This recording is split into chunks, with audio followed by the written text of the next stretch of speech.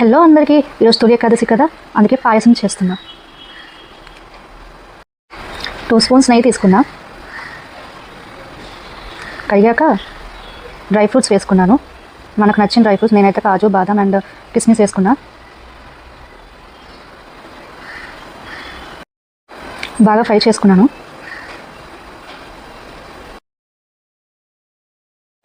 కొంచెం కలర్ వచ్చేదాకా వేపాలి. బాగా ఫ్రై అయ్యాయి. ఇప్పుడు ప్లేట్లో తీసుకున్నాము. ఇప్పుడు దీంట్లో ఇంకొక స్పూన్ నెయ్యి వేసి సేమియా వేసుకుంటున్నాను.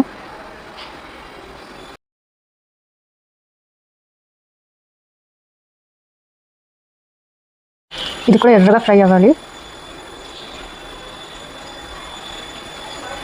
1/2 కప్ సేమియాకి నేను ఆల్మోస్ట్ 2 కప్స్ పాలు వరకు వేసుకుంటున్నాను.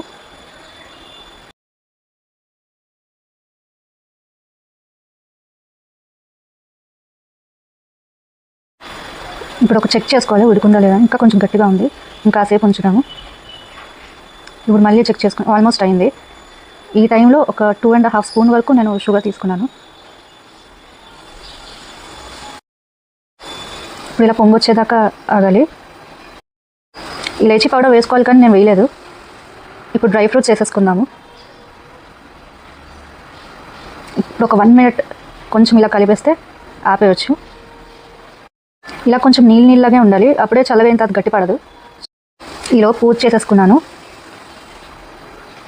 ఇప్పుడైతే టేస్ట్ చూద్దాము. బాగుంది. Thanks for watching this video. Please like, share and subscribe to my channel. Bye.